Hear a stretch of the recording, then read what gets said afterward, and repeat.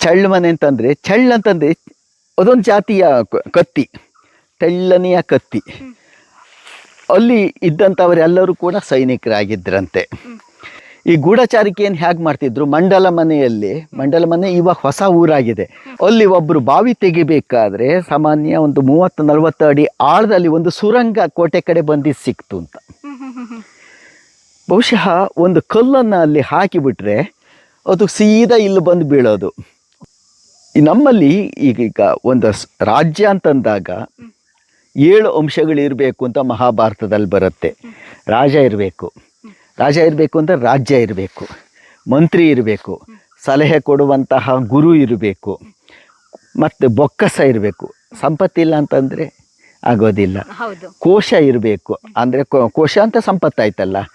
ಕೋಟೆ ಇರಬೇಕು ಭದ್ರತೆಗೆ, ಇನ್ನು ಬಲ ಇರಬೇಕು. ಇವಿಷ್ಟಿದ್ರೆ ಒಂದು ಸಂಪೂರ್ಣ ವ್ಯವಸ್ಥಿತವಾದಂತಹ ರಾಜ್ಯ ಅಂತ ಆಗತ್ತೆ. ಆ ಗ್ರೆನೇಡ್ ಮತ್ತು ತುಪಾಕಿಗಳನ್ನು ಬಳಸಿದ್ದನ್ನೇ ನಾವು ಹೆಚ್ಚು ಕಾಣಬಹುದು. ಮತ್ತು ಭೂಮಿಯನ್ನು ಅವನು 4 ಭಾಗ ಮಾಡ್ತಾನೆ. ಅಲ್ಲಿ ಯಾವ ಥರ ಆ ಭೂಮಿ, ಯಾವ ಮಣ್ಣಿನಲ್ಲಿ ಎಷ್ಟರ ಮಟ್ಟದಲ್ಲಿ ಬೆಳೆ ಬೆಳೆಯುತ್ತೆ ಎಂಬುದನ್ನು ಅರಮನೆಯ ಖರ್ಚಿನಲ್ಲಿ ಒಂದೇ ಥರ ಕೃಷಿ ಮಾಡಿಸಿ ಅದರ ಒಟ್ಟು 4 ರೀತಿಯ ಮಣ್ಣನ್ನು ಗುರುತಿಸ್ತಾನೆ. 4 ರೀತಿಯ ಮಣ್ಣು ಗುರುತಿಸಿ ಅದಕ್ಕೆ ಕರ ಹಾಕುವ ಪದ್ಧತಿಯನ್ನು ಜಾರಿಗೆ ತಂದಂಥವನು ಶಿವಪ್ಪ ನಾಯ್ಕ.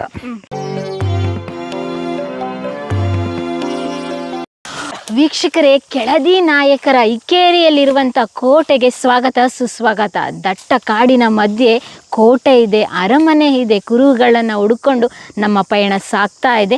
ಬನ್ನಿ, ಇನ್ನೂ ಏನೇನು ಕುರುಹುಗಳು ಸಿಕ್ಕುತ್ತೋ ಗೊತ್ತಿಲ್ಲ. ಯಾಕೆಂದರೆ ಅಳಿದು ಹೋದ ಇತಿಹಾಸಗಳನ್ನ ಬೆನ್ನಟ್ಟಿ ಹೊರಟಿದ್ದೀವಿ ನಾವು ಇವಾಗ.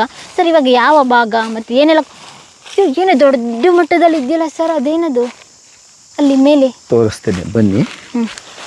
ನಾನು ಬುರುಜು ಅಂತ ಹೇಳ್ತೇವಲ್ಲ, ಕಾವಲು ಕಟ್ಟೆ, ಕಾವಲು ಗೋಪುರ ಬುರುಜು ಅಂತ. ಇದು 4 ಇರುತ್ತೆ. ಇಲ್ಲೊಂದಿದೆ, ಅಲ್ಲೊಂದಿದೆ, ಆಚೆಗೆ 2 ಇದೆ. ಆ ಭಾಗದಲ್ಲಿ ಒಂದಿದೆ, ಅಲ್ಲೊಂದಿದೆ. ಈ 4 ಕಾವಲು ಗೋಪುರಗಳು ಇದೆ. ಇದನ್ನು ನೋಡಬಹುದು. ಹೇಗಿತ್ತು ಅವರ ರಚನೆ? ಕಾವಲು ಗೋಪುರದ ರಚನೆ ಹೇಗೆ ಮಾಡಿದ್ರು?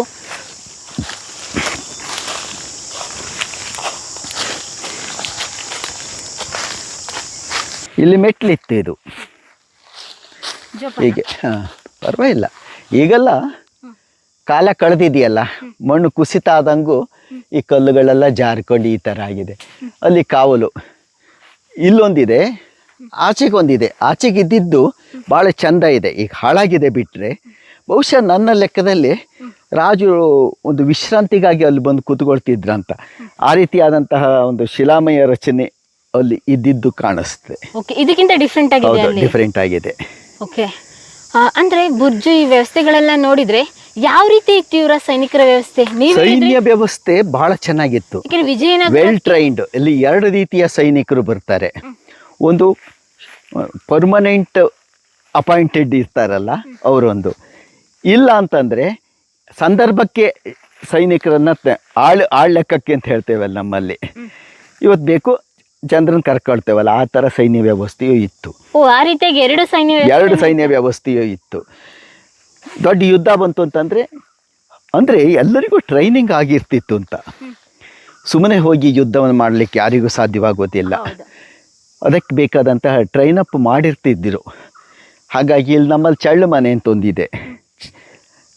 ಚಳ್ಳು ಮನೆ ಅಂತಂದರೆ ಅದೊಂದು ಜಾತಿಯ ಕತ್ತಿ, ತೆಳ್ಳನೆಯ ಕತ್ತಿ. ಅಲ್ಲಿ ಇದ್ದಂಥವರೆಲ್ಲರೂ ಕೂಡ ಸೈನಿಕರಾಗಿದ್ದರಂತೆ. ಈ ರೀತಿ ಹೆಸರಿನ ಮೇಲೂ ಕೂಡ ಇತಿಹಾಸ ಹುಡುಕುವ ಪ್ರಯತ್ನ ನಾವು ಮಾಡಿದ್ವಿ ಅಂತ. ಇಲ್ಲಿ ಪಕ್ಕದಲ್ಲಿ ಬರುವಂತಹ ಒಂದು ಊರು ಸುಳುಮನೆ ಹೇಳ್ತೇವೆ. ಸುಳುಮನೆ ಅದು ಸುಳುವಿನ ಮನೆ, ಅಂದರೆ ಗೂಢಚಾರರು ಇರುವಂತಹ ಜಾಗ. ಈ ಗೂಢಚಾರಿಕೆಯನ್ನು ಹೇಗೆ ಮಾಡ್ತಿದ್ರು, ಮಂಡಲ ಮನೆ ಇವಾಗ ಹೊಸ ಊರಾಗಿದೆ, ಹೊಸೂರು ಹೇಳ್ತೇವೆ ನಾವು. ಒಂದು ಕಾಲದಲ್ಲಿ ಅದಕ್ಕೆ ಮಂಡಲ ಮನೆ ಅಂತ ಹೆಸರಿತ್ತು. ಅಲ್ಲಿ ಒಬ್ಬರು ಬಾವಿ ತೆಗಿಬೇಕಾದ್ರೆ ಸಾಮಾನ್ಯ ಒಂದು 30-40 ಅಡಿ ಆಳದಲ್ಲಿ ಒಂದು ಸುರಂಗ ಕೋಟೆ ಕಡೆ ಬಂದಿದ್ದು ಸಿಕ್ತು ಅಂತ. ಬಹುಶಃ ಒಂದು ಕಲ್ಲನ್ನು ಅಲ್ಲಿ ಹಾಕಿಬಿಟ್ರೆ ಅದು ಸೀದಾ ಇಲ್ಲಿ ಬಂದು ಬೀಳೋದು. ಬಿದ್ದ ತಕ್ಷಣ ಅದಕ್ಕೆ ಒಂದು ಸುಳುವು ಕೊಟ್ಟ ಹಾಗೆ ಈ ರೀತಿ ವ್ಯವಸ್ಥೆಗಳು ಇದ್ವು. ಗೂಢಚಾರ ವ್ಯವಸ್ಥೆಯೂ ಇತ್ತು. ಒಟ್ಟು ನಮ್ಮಲ್ಲಿ ಈಗ ಒಂದು ರಾಜ್ಯ ಅಂತಂದಾಗ 7 ಅಂಶಗಳಿರಬೇಕು ಅಂತ ಮಹಾಭಾರತದಲ್ಲಿ ಬರುತ್ತೆ. ರಾಜ ಇರಬೇಕು ಅಂದರೆ ರಾಜ್ಯ ಇರಬೇಕು, ಮಂತ್ರಿ ಇರಬೇಕು, ಸಲಹೆ ಕೊಡುವಂತಹ ಗುರು ಇರಬೇಕು, ಮತ್ತು ಬೊಕ್ಕಸ ಇರಬೇಕು. ಸಂಪತ್ತಿಲ್ಲ ಅಂತಂದರೆ ಆಗೋದಿಲ್ಲ. ಕೋಶ ಇರಬೇಕು, ಅಂದರೆ ಕೋಶ ಅಂತ ಸಂಪತ್ತಾಯ್ತಲ್ಲ. ಕೋಟೆ ಇರಬೇಕು ಭದ್ರತೆಗೆ, ಇನ್ನು ಬಲ ಇರಬೇಕು. ಇವಿಷ್ಟಿದ್ರೆ ಒಂದು ಸಂಪೂರ್ಣ ವ್ಯವಸ್ಥಿತವಾದಂತಹ ರಾಜ್ಯ ಅಂತ ಆಗತ್ತೆ. ಇಲ್ಲ, ನಡೆಯೋದಿಲ್ಲ.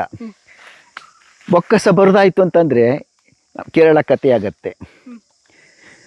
ಬೊಕ್ಕಸಕ್ಕೆ ಸಂಪನ್ಮೂಲ ಕ್ರೋಢೀಕರಣ ಹೇಗೆ ಮಾಡಬೇಕು ಅಂತ ಎಲ್ಲವೂ ಕೂಡ ನಾವು ಶಿವಪ್ಪನಾಯಕನ ಆಡಳಿತ ವೈಖರಿ ನೋಡಿದಾಗ ನಮಗೆ ಮೋದಿ ನೆನಪಾಗತ್ತೆ ಅಂತ.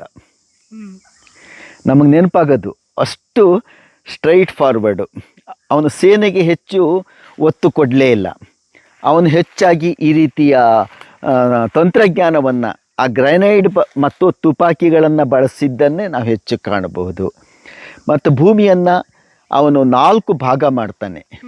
ಅಲ್ಲಿ ಯಾವ ಥರ ಆ ಭೂಮಿ, ಯಾವ ಮಣ್ಣಿನಲ್ಲಿ ಎಷ್ಟರ ಮಟ್ಟದಲ್ಲಿ ಬೆಳೆ ಬೆಳೆಯುತ್ತೆ ಎಂಬುದನ್ನು ಅರಮನೆಯ ಖರ್ಚಿನಲ್ಲಿ ಒಂದೇ ಥರ ಕೃಷಿ ಮಾಡಿಸಿ ಅದರ ಒಟ್ಟು 4 ರೀತಿಯ ಮಣ್ಣನ್ನು ಗುರುತಿಸ್ತಾನೆ. 4 ರೀತಿಯ ಮಣ್ಣು ಗುರುತಿಸಿ ಅದಕ್ಕೆ ಕರ ಹಾಕುವ ಪದ್ಧತಿಯನ್ನು ಜಾರಿಗೆ ತಂದಂಥವನು ಶಿವಪ್ಪನಾಯಕ. ಮಣ್ಣಲ್ಲಿ ಯಾವ ರೀತಿ 4 ರೀತಿ ಗುರುತಿಸಿ ಕರ ಹಾಕೋದು ಹೇಗೆ? ಅಂದರೆ ಎಲ್ಲ ಮಣ್ಣಿನಲ್ಲೂ ಒಂದೇ ರೀತಿಯಾದ ಫಸಲು ಬರಲಿಕ್ಕೆ ಸಾಧ್ಯವಿಲ್ಲ. ಹೌದು, ಕೆಲವು ಮಣ್ಣಲ್ಲಿ ಫಸಲೇ ಬರೋದಿಲ್ವಪ್ಪ. ಆ ಮಣ್ಣಿನ ಗುಣ ಅದು. ಅದಕ್ಕೆ ಉತ್ತಮ ಮಣ್ಣಿನ ತೆರಿಗೆ ಹಾಕಿದರೆ ಅದು ಬೆಳೆಗಾರನಿಗೆ ಅನ್ಯಾಯ ಅಲ್ವಾ. ಹಾಗಾಗಿ ಆ ರೀತಿಯ ಒಂದು ವ್ಯವಸ್ಥೆಯನ್ನು ಕೂಡ ತರ್ತಾನೆ. ಒಂದು ಹೊಸ ಪ್ರಯೋಗ ಶಿವಪ್ಪನಾಯಕನ ಕಾಲದಲ್ಲಿ ಆಗಿದೆ, ನೆನಪಿನಲ್ಲಿ ಇಟ್ಕೊಳ್ಳೇಬೇಕು. ಒಂದೊಂದು ಕಾಲಘಟ್ಟದಲ್ಲಿ ಒಂದೊಂದು ಪ್ರಯೋಗ ಆಗಿದೆ. ಪ್ರಿಯ ವೀಕ್ಷಕರೇ, ನಾವು ತೋರಿಸುತ್ತಿರುವ ಇತಿಹಾಸದ ಕಥೆಗಳು ಕನ್ನಡದ ಕಲೆ, ಸಾಹಿತ್ಯ, ಸಂಸ್ಕೃತಿ, ಜನಜೀವನ, ಇತಿಹಾಸ ಸೃಷ್ಟಿಸಿದ ಜನಸಾಮಾನ್ಯರ ಅಸಾಮಾನ್ಯ ಕಥೆಗಳು ನಿಮಗೆ ಇಷ್ಟ ಆಗಿದ್ಯಾ? ಹಾಗಿದ್ರೆ ವಿಡಿಯೋ ನೋಡಿ ಸುಮ್ಮನಾಗ್ಬೇಡಿ, ಶೇರ್ ಮಾಡಿ, ಸಪೋರ್ಟ್ ಮಾಡಿ, ನಮ್ಮೊಂದಿಗೆ ಜೊತೆಯಾಗಿ. ಇದು ನೀವೇ ಬೆಳೆಸಿದ ನಿಮ್ಮ ನೆಚ್ಚಿನ ಡಿಜಿಟಲ್ ಮಾಧ್ಯಮ. ಇನ್ಮುಂದೆ ನಿಮಗಾಗಿ ಇನ್ನಷ್ಟು ವಿನೂತನ ಶೈಲಿಯಲ್ಲಿ ಬರಲಿದೆ. ನೈತಿಕ ಬೆಂಬಲದ ಜೊತೆಗೆ ಆರ್ಥಿಕ ಬೆಂಬಲ ನೀಡಿ. ನಿಮ್ಮ ಬೆಂಬಲವೇ ನಮಗೆ ಪ್ರೇರಣೆ, ಸ್ಫೂರ್ತಿ ಕೂಡ. ನಿಮ್ಮ ಬೆಂಬಲದೊಂದಿಗೆ ನಮ್ಮ ಪಯಣ ಮುಂದುವರಿಯುತ್ತಿದೆ. ಸಾಮಾಜಿಕ ಬದಲಾವಣೆಗೆ ಜೊತೆಯಾಗಿ ನಮ್ಮ ಮುಂದಿನ ಪೀಳಿಗೆಗೆ ಕರ್ನಾಟಕದ ಇತಿಹಾಸ ಉಳಿಸೋಣ. ಬನ್ನಿ ಸರ್, ಹೋಗ್ತಾ ಮಾತಾಡೋಣ. ಬುರ್ಜು ನೋಡ್ಬೋದು, 4 ಬುರ್ಜುಗಳು ಇದೇ ರೀತಿ ಇದೆ. ಓಕೆ, ಇಲ್ಲಿಂದ ಇಟ್ಕೊಂಡು ನೋಡಿದ್ರೆ ಯಾವ್ಯಾವ ಭಾಗ ಕವರ್ ಆಗ್ತೈತಿ? ಇವಾಗಿಂತೂ ಕಾಡು ಬೆಳೆದಿದೆ. ಹೆಚ್ಚಾಗಿ ಕಹಳೆಯನ್ನ ಬಳಸ್ತಾ ಇದ್ದು ಅಂತ. ಅಲ್ಲಿ ಹೀಗೆ ಸ್ಟ್ರೈಟ್ ಹೋಗ್ಬಿಟ್ರೆ ಅಲ್ಲಿ ಕಾವಲು ಕೋಟೆ, ಒಂದು ಚಿಕ್ಕ ಕೋಟೆ ಇದೆ. ಆ ಚಿಕ್ಕ ಕೋಟೆಯಲ್ಲಿ ಅದು ಕಾವಲು ಕೋಟೆ ಅಂತ, ಕಾವಲು ಮನೆ ಅಂತಲೇ ನಾವು ಕರಿತೇವೆ. ಇದರಿಂದ ಒಳಗಡೆ ಹೋಗ್ಬೇಕು ಇನ್ನು? ಇಲ್ಲ, ಇದರಿಂದ ಹೊರಗಡೆ ಒಂದು ನಮ್ಮೂರ ಹತ್ರ ಬಂತದ್ದು. ಅಲ್ಲಿಗೆ ಈ ಕಹಳೆಗಳ ಮೂಲಕ ಮೆಸೇಜ್ ಕೊಡುವಂತಹದ್ದು, ಬೆಂಕಿ ಹಚ್ಚಿ ಮೆಸೇಜ್ ಕೊಡುವಂತಹದ್ದು. ಅವಾಗ ಸಿಗ್ನಲ್ ಬೆಂಕಿ ಹಚ್ಚಿ ಹೊಗೆಯ ಮೂಲಕ ಮೆಸೇಜ್ ಕೊಡುವಂತಹದ್ದು. ಹೀಗೆಲ್ಲ ಆ ಕಾಲಘಟ್ಟದ ತಂತ್ರಜ್ಞಾನವನ್ನು ಅವರು ಬಳಸ್ಕೊಂಡಿದ್ದನ್ನ ನಾವು ನೋಡಬಹುದು. ಇವಾಗ ವಾಕಿ ಟಾಕಿ ಇದೆ, ಏನಾದರೂ ಇನ್ಫಾರ್ಮೇಷನ್ ಕೊಡಬೇಕಂದ್ರೆ ಮಿಲಿಟರಿಲಿ ವಾಕಿ ಟಾಕಿ ಇದೆಲ್ಲ ಯೂಸ್ ಮಾಡ್ತಾರೆ. ಈ ಕೆಲವು ವರ್ಷಗಳ ಹಿಂದೆ ಮೊಬೈಲ್ ಕಲ್ಪನೆ ಇತ್ತಾ? ಇಲ್ಲ. ನನ್ನ ಕಾಲಘಟ್ಟದಲ್ಲೇ ನಾವು ನೋಡಿದ್ದು, ಒಂದು ಟ್ರಂಕ್ ಕಾಲ್ ಬುಕ್ ಮಾಡಬೇಕಾಗಿತ್ತು, ಪಕ್ಕದ ಊರಿಗೆ ಹೋಗ್ಬೇಕಾದ್ರೆ ದಿನಗಟ್ಟಲೆ ಕಾಯ್ಬೇಕಾಗಿತ್ತು ಅಲ್ವಾ? ಹೌದು. ಹಾಗೆ ಏನಾದ್ರು ಸುದ್ದಿ ಕೊಡಬೇಕಾದ್ರೆ ಮೋರ್ಸ್ ಕೋಡ್ ಅನ್ನ ಬಳಸ್ತಾ ಇದ್ದಿದ್ದನ್ನ ನೋಡ್ತೇವೆ. ಈಗ ಟೆಕ್ನಾಲಜಿ ಚೇಂಜ್ ಆಗಿದೆಯಪ್ಪ, ಹಂಗೆ ಡೆವಲಪ್ಮೆಂಟ್ ಆಗ್ತಾ ಆ ಕಾಲದಲ್ಲಿ. ಬಟ್ ಅದೇ ಮೂಲ ಬೇಸ್ ನಮ್ಗೆ. ಹೌದೌದು. ಅಂದ್ರೆ ಅವರಲ್ಲಿ ಇತ್ತು ಹುಡುಕಾಟ, ಆ ಕಾಲದಲ್ಲಿಯೂ ಇತ್ತು ಅಂತ. ಒಂದು ಆವಿಷ್ಕಾರ ಆದ್ಮೇಲೆ ಅದನ್ನ ಮತ್ತೊಂದು ರೀತಿಯಲ್ಲಿ ಬಳಸ್ಕೊಂಡಿದ್ದನ್ನ ಈ ಕಾಲದಲ್ಲಿ ನೋಡ್ಬೋದಲ್ವಾ? ಹಾಗೆ ಬನ್ನಿ ಸರ್, ಇನ್ನೊಂದು ಬುರ್ಜ್ ಇದೆ ಅಂತ ಹೇಳಿದ್ರೆ ಅದು ಶಿಲಾನ್ಯಾಸನದಲ್ಲಿ ಇದೆ. ಅದು ಆ ಕಡೆ ಬರುತ್ತೆ, ನಾವು ಕೊನೆಗೆ ಬರ್ತಾ ಅಲ್ಲಿ ನೋಡೋಣ. ಓಕೆ, ಮತ್ತೆ ಇವಾಗ ಯಾವ ಭಾಗ ಕರ್ಕೊಂಡು ಹೋಗ್ತೀರಾ ನಮ್ಮನ್ನ? ಹೇಗೆ ಹೋಗೋದು? ಹೀಗೆ ಹೋಗೋಣ. ಹೋಗ್ತಾ ಇದ್ರೆ ಹಿಂಗೆ ಕುರುಹುಗಳು ಸಾಕಷ್ಟು ಇಲ್ಲಿ ಒಂದು ಸ್ಟ್ರಕ್ಚರ್ ಸಿಗುತ್ತೆ ನೋಡಿ. ಅದೇ ನಾವು ನೋಡ್ತಲ್ಲ, ಬುರ್ಜ್. ಇಲ್ಲಿ ಬುರ್ಜ್ ನೋಡ್ತಲ್ಲ, ಅದೇ ಬುರ್ಜು. ಇಲ್ಲಿ ಕೋಟೆ ಒಳಗಡೆ ಯಾವುದೇ ಕೆರೆ ಕಟ್ಟೆಗಳ ನಿರ್ಮಾಣ ಮಾಡಿ ಇದೆ ಇದೆ ಇದೆಯಾ? ಬಾವಿ ಇದೆ, ಹ್ಮ್. ತೋರಿಸ್ತೇನೆ, ಅದನ್ನ ತೋರಿಸ್ತೇನೆ. ಎಷ್ಟು ಕಿಲೋಮೀಟರ್ ನಡಿಬೇಕಾಗುತ್ತೆ ಹಾಗಾದ್ರೆ ನಾವಿವತ್ತು? ನಾವು ಹೋಗ್ತಿದ್ದಂಗೆ ಹೀಗೆ ಕಿಲೋಮೀಟರ್ ಗಟ್ಟಲೆ ಏನು ಬೇಕಾಗಿಲ್ಲ, ಒಂದ್ ರೌಂಡ್ ಸುತ್ಕೊಂಡ್ ಬರೋದು. ಒಂದು ರೌಂಡ್ ಸುತ್ತ ಅಷ್ಟೇ. ನನ್ಗಿಂತ ಇದನ್ನೆಲ್ಲ ನೋಡ್ರಿ ತುಂಬಾ ಬೇಜಾರಾಗುತ್ತೆ. ನೀವು ಈ ಊರರಾಗಿ ಇನ್ನೆಷ್ಟು ಬೇಜಾರು ಮಾಡ್ಕೊ ಬಂದಿರ್ಬೋದು. ಅಂದರೆ ನಮ್ದು ಏನಾಗಿದೆ ಅಂತಂದರೆ, ನಾನು ಒಬ್ಬನೇ ಒಂದು ವರ್ಷ ಇದನ್ನ, ಈಗ ಅದು ಸ್ವಲ್ಪ ಬೆಟ್ರ್, ಹಿಂಗೆ ತಿರ್ಗಾಡ್ಬೋದು. ಅವಾಗ ಇನ್ನೂ ಮಟ್ಟಿ ಇತ್ತು. ಮಟ್ಟಿ ಅಂತಂದರೆ ಈ ಥರ ಈ ಬಿದಿರು ಮಟ್ಟಿ ಇದೆಯಲ್ಲ, ಇಲ್ಲಿ ಅವನಿಗೂ ಹೋಗ್ಲಿಕ್ಕೆ ಆಗೋದಿಲ್ಲ ಬಿಡಿ. ಇದು ಒಂದ್ಸತಿ ನಾಶ ಆಗಿ ಈಗ ಮತ್ತೆ ಬೆಳ್ಕೊಂಡು ಬಂದಿದ್ದು ಬಿದಿರು ಮಟ್ಟಿ ಇದು. ಆಗ ಸಾಕಷ್ಟು ಬಾರಿ ಇಲ್ಲಿ ಬಂದಿದ್ದೀರಾ, ಲೆಕ್ಕ ಇಲ್ಲ. ಬೇಕಾದಷ್ಟು ಸಲ ಬಂದಿದ್ದೇನೆ. ಎಷ್ಟರ ಮಟ್ಟಿಗೆ ಅಂತಂದರೆ, ಊಟ ಆದಮೇಲೆ ನಾ ಎಲ್ಲಿ ಹೋಗಿದ್ದೇನೆ ಕೇಳಿ ಕೋಟೆ ಅಂತ ಅಷ್ಟರ ಮಟ್ಟಿಗೆ ಪ್ರಚಾರ ಆಗ್ಬಿಟ್ಟಿದ್ದೆ. ನೀವು ಎಲ್ಲಿರ್ತೀರಾ ಅಂತ ಹೇಳಿದ್ರೆ ಕೋಟೆ ಒಳಗಡೆ ಇರ್ತಾರೆ. ಕೋಟೆ ಒಂದಿಷ್ಟು ಜನ ಆಸಕ್ತರು ಇದ್ದಾರೆ ಇಲ್ಲಿ ನೋಡಿ. ಅವಕ್ಕಿಂತ ಮನೆಗಳ ಅವಶೇಷಗಳು ಅಂದರೆ ಹೆಚ್ಚಾಗಿ ಮಣ್ಣನ್ನು ಬಳಸಿದ್ರು. ಅರಮನೆ ಇದೆ ಈ ಥರ. ಇಲ್ಲಿ ನೋಡ್ಬೋದು, ಕಾಣಿಸ್ತಾ ಇದೆ. ಎಕ್ಸ್ಕವೇಷನ್ ಮಾಡಿದ್ರೆ ಮಾತ್ರ ಪಕ್ಕ ಏನು ಅಂತ ಗೊತ್ತಾಗತ್ತೆ. ಬಿಟ್ರೆ ಈಗ ನಾವು ಕೇವಲ ಊಹೆ ಮಾಡ್ಬೋದೇ ಹೊರತು ಮತ್ತಿನ್ನು ಪಕ್ಕ ನಮ್ಗೆ ಹೇಳಲಿಕ್ಕೆ ಆಗೋದಿಲ್ಲ. ರಾಣಿಯರ ಸ್ನಾನಗೃಹ, ಅಂತಃಪುರ ತೋರಿಸ್ತೀನಿ, ಬನ್ನಿ ನೋಡ್ಬೋದು. ಹಾಗಾದ್ರೆ ಓಕೆ, ಹುಷಾರ್. ಅಂದ್ರೆ ಇಲ್ಲಿ ಮಳೆಗಾಲದಲ್ಲಿ ಬರ್ಲಿಕ್ಕಾಗುತ್ತಾ? ಯಾಕೆಂದ್ರೆ ಇವಾಗ ಬೇಸಿಗೆ ತಿರ್ಗಾಡ್ಬೋದು. ಮಳೆಗಾಲದಲ್ಲಿ ಹೆಚ್ಚಾಗಿ ನಾವು ಬರೋದಿಲ್ಲ.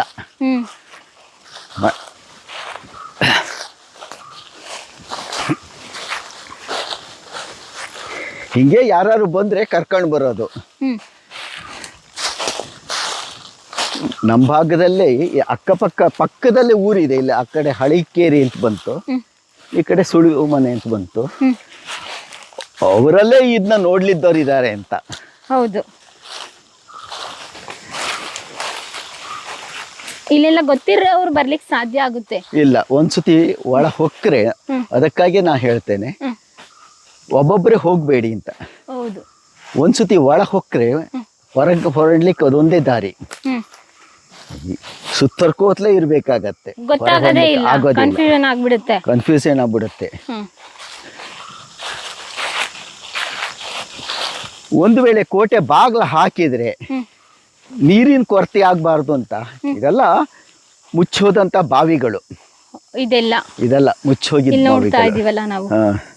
ಕೋಟೆ ಒಳಗಡೆ, ಅರಮನೆ ಒಳಗಡೆ ಇದ್ದಂತ ಬಾವಿಗಳು, ಕೇರಿ ನಾಯಕರ ಬಾವಿಯ ಬೇಕಾದಷ್ಟು ಬಾವಿಗಳಿದಾವೆ. ಈ ಕೋಟೆ ಒಳಗೆ ಬೇಕಾದಷ್ಟು ಬಾವಿ ಇದೆ. ಈ ರೀತಿಯಾಗಿ ಇದು ಮುಚ್ಚಿದೆ ಅಷ್ಟೇ. ಮುಂಚೆ ಹಾಳ ಇತ್ತು. ಇವಾಗ ಮಳೆ ಬಂದು ಗಾಳಿ ಮಳೆಗೆಲ್ಲ ಮಣ್ಣೆಲ್ಲ ಹೂಳು ತುಂಬಿಕೊಂಡಿದೆ. ಇನ್ನೂ ಚೆನ್ನಾಗಿ ಸುಸ್ಥಿತಿಯಲ್ಲಿ ನೀರಿರುವಂತದ್ದು ಕೂಡ ಇದೆ.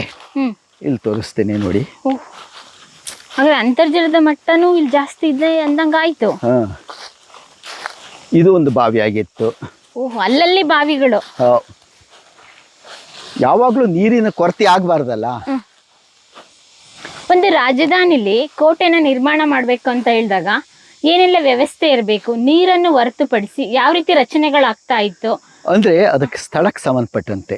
ಓಕೆ, ವಿಜಯನಗರದ ಭದ್ರತೆ ಇರೋ ಸಮಯದಲ್ಲಿ ಕೆಳದಿಗೆ ರಾಜಧಾನಿ ಸಾಕಾಯಿತು. ಅಂದ್ರೆ 30 ಎಕರೆ ಎಲ್ಲ ಸಖತ್ತಾಗಿತ್ತು ಅಂತಂದ್ರೆ ರಕ್ಷಣೆ ದೃಷ್ಟಿಯಿಂದ. ಶತ್ರುಗಳು, ಹೊರಶತ್ರುಗಳಿದಾವಲ್ಲ, ಹೊರಶತ್ರುಗಳಿಂದ ರಕ್ಷಣೆ ಮಾಡ್ಲಿಕ್ಕೆ ಈ ಕೋಟೆ ಸಾಕಾಗ್ತಿರ್ಲಿಲ್ಲ. ಹತ್ತಿರಕ್ಕೆ ಶತ್ರುಗಳು ಬಂದರೂ ಕೂಡ ನಮಗೆ ಗೂಢಚಾರರ ಮೂಲಕ ತಿಳಿದ್ರು ಮಾತ್ರ ಅದೇ ನಗರದ ಕೋಟೆ ಬರುತ್ತೆ. ಆ ನಗರದ ಕೋಟೆ ಒಳಗೆ ಕಾವಲು ಕಾದ್ರೆ 30 ಕಿಲೋಮೀಟರ್ ಆಚೆಗೆ ಬರ್ತಿರುವಂಥದ್ದು ಕಾಣ್ತಿತ್ತು. ಹಾಗಾಗಿ ನಮಗೆ ಇದು ಸಾಕಾಗಲಿಲ್ಲ. ಮುಂದಿನ ಶಿವಪ್ಪನಾಯಕನ ಕಾಲದಲ್ಲಿ ಈ ಕೋಟೆ ಸಾಕಾಗಲಿಲ್ಲ, ನಗರಕ್ಕೆ ಶಿಫ್ಟ್ ಮಾಡಿ ಆಯಿತು. ಆ ಭಾಗಕ್ಕೆ ಹೋಗ್ಬಿಟ್ರೆ ಫುಲ್ ಘಾಟ್ ಸೆಕ್ಷನ್ ಹತ್ತಿ ಬರೋದು ಅಷ್ಟು ಸುಲಭ ಅಲ್ಲ. ಈ ಕಡೆಯಿಂದ ಬಯಲು ಪ್ರದೇಶ, ದೂರದಲ್ಲಿ ನನಗೆ ಬೇಡ, ದೂರದಲ್ಲಿ ಸೈನಿಕರು ಬರುವಂಥದ್ದನ್ನು ಕೂಡ ಕಾಣ್ಬೋದು. ಹಾಗಾಗಿ ಒಳ್ಳೆಯ ಒಂದು ಸುರಕ್ಷಿತವಾದಂತಹ ಸ್ಥಳ ಅಂತ ಹೇಳಿ ಆ ನಗರವನ್ನು ಅವರು ಆಯ್ಕೆ ಮಾಡಿಕೊಂಡ್ರು. ಅದು ಕೂಡ ವಶಪಡಿಸ್ಕೊಂಡು ಕೋಟೆ. ಶಿವಪ್ಪನಾಯಕ ಅವ್ರು ಕಟ್ಸಿದ್ದಲ್ಲ, ಬೇಕಲ್ ತನಕನೂ ಇದೆ. ಇದು ಕಟ್ಸಿದ ಕೋಟೆ, ಅದು ವಶಪಡಿಸ್ಕೊಂಡಿದ್ದು ಶಂಕರನಾರಾಯಣ ಭಟ್ಟ ಅಂತ ಅವ್ರ ಕೈಯಿಂದ ವಶಪಡಿಸ್ಕೊಂಡಂತಹ ಕೋಟೆ ಆಗಿತ್ತು. ಡೆವಲಪ್ ಮಾಡಿ ಶಿವಪ್ಪನಾಯಕ. Okay, ಅವಾಗ ರಾಜರು ಹಾಗೆ ಅಲ್ವಾ, ಅವ್ರ ಸಾಮ್ರಾಜ್ಯ ವಿಸ್ತರಣೆ ಮಾಡ್ಬೇಕಂದ್ರೆ ಒಂದು ಪ್ರಾಂತ್ಯದಿಂದ ಒಂದು ಮತ್ತೊಂದು ಈ ಪ್ರಾಂತ್ಯಕ್ಕೆ. ಕೆಳದಿ ಅರಸೋದು ಒಂದು ವಿಶೇಷತೆ, ಇವರಾಗೆ ಯಾರ ಮೇಲೂ ಆಕ್ರಮಣ ಮಾಡಿ ಹೋಗಿದ್ದಿಲ್ಲ, ಅವಕಾಶ ಸಿಕ್ಕಿದ್ದನ್ನು ಬಿಟ್ಟಿದ್ದೂ ಇಲ್ಲ. ಈಗ ಉದಾಹರಣೆಗೆ ಕಾಳು ಮೆಣಸಿನ ರಾಣಿ ಅಂತ ಹೇಳ್ತೇವೆ, ಹೌದು, ರಾಣಿ ಚೆನ್ನಬೈರಾದೇವಿ. ಚೆನ್ನಬೈರಾದೇವಿ. ಅದೊಂದು ಸಣ್ಣ ಪುಟ್ಟ ಅಷ್ಟೇ, ಅದೇನು ದೊಡ್ಡದು ಅಲ್ಲ. ನಮ್ಮ ಸ್ನೇಹಿತರೆ ಗಜಾನ ಶರ್ಮಾ ಅಂತ ಹೇಳುವಂಥವ್ರು, ಅವರು ಅದ್ರ ಬಗ್ಗೆ ಒಂದು ಕಾದಂಬರಿ ಬರೆದಿದ್ದಾರೆ. ಕಾದಂಬರಿಯಲ್ಲಿ ಒಂದು ಸ್ವಲ್ಪ ಎಕ್ಸಾಗರೇಷನ್ ಅಂತಂದ್ರೆ ಸ್ವಲ್ಪ ಅತಿಶಯೋಕ್ತಿ ಇದ್ದಿರುತ್ತೆ ಬಿಡಿ. ಹೌದು, ಹಾಗಾಗಿ ಅದು ಓದುಗರಿಗೆ ಒಂದು ಅಟ್ರಾಕ್ಟ್ ಆಗ್ಬೇಕು, ಓದಿಸ್ಕೊಂಡು ಹೋಗ್ಬೇಕಂದ್ರೆ ಅದೆಲ್ಲ ಸರ್ವೇ ಸಾಮಾನ್ಯ.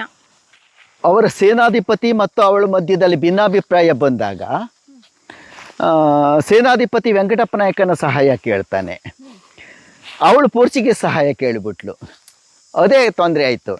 ಕೆಳದಿ ಆಚೆಗೂ ಕೆಳದಿ, ಈಚೆಗೂ ಕೆಳದಿ, ಮಧ್ಯದಲ್ಲಿ ಪೋರ್ಚುಗೀಸರು ಬಂದು ಕೂತ್ರು ಅಂತಂದರೆ ರಾಜ್ಯದ ಭದ್ರತೆಗೆ ಅಪಾಯ ಅಂತ ತಕ್ಷಣ ಸೈನ್ಯ ನುಗ್ಗಿಸ್ಬಿಡ್ತಾನೆ ವೆಂಕಟಪ್ಪ ನಾಯಕ. ನುಗ್ಗಿಸಿ ಅವಳನ್ನು ಇಕ್ಕೇರಿಗೆ ತಂದು ರಾಜಕೈದಿಯಾಗಿ ಇಟ್ಕೊಳ್ತಾನೆ.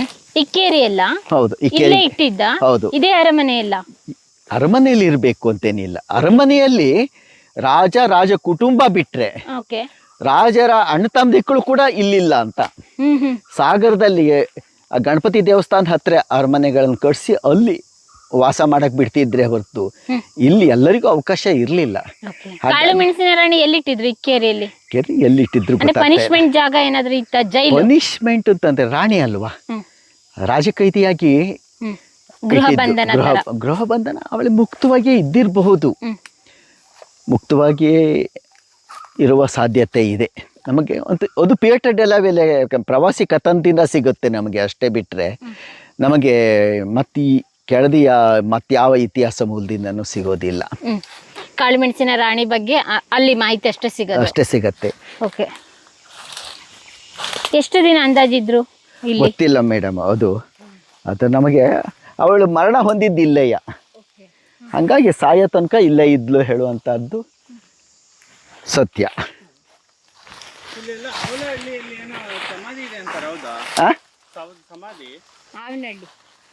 ಅಂದರೆ ಅವಳು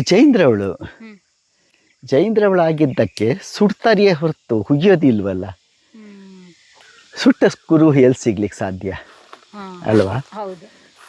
ಹುಗಿದಿದ್ದಾದ್ರೆ ಕುರುಹು ಹೇಳುತ್ತೆ. ಅದೇ ನಗರದಿಂದ ಸ್ವಲ್ಪ ಒಂದು 2 ಕಿಲೋಮೀಟರ್ ದೂರದಲ್ಲಿ ಕೆಳದಿ ಅರಸರ ಒಂದು 5-6 ಸಮಾಧಿಗಳಿದ್ದಾವೆ. ಅವ್ರು ಹುಗಿದಿದ್ದು ಹಾಗಾಗಿ ಸಿಕ್ಕಿದೆ. ಇಕ್ಕೇರಿಯಲ್ಲಿ ಕುರುಹು ಇದೆ, ಹುಗಿದಿದ್ದು ಸಿಕ್ಕಿದೆ. ಸುಟ್ಟವ್ರದ್ದು ಎಲ್ಲಿ ಸಿಗತ್ತೆ? ಯಾವ ಸ್ಮಶಾನದಲ್ಲೂ ಸುಟ್ಟು ಹೋಗಿರ್ತಾರೆ ಅಲ್ವಾ?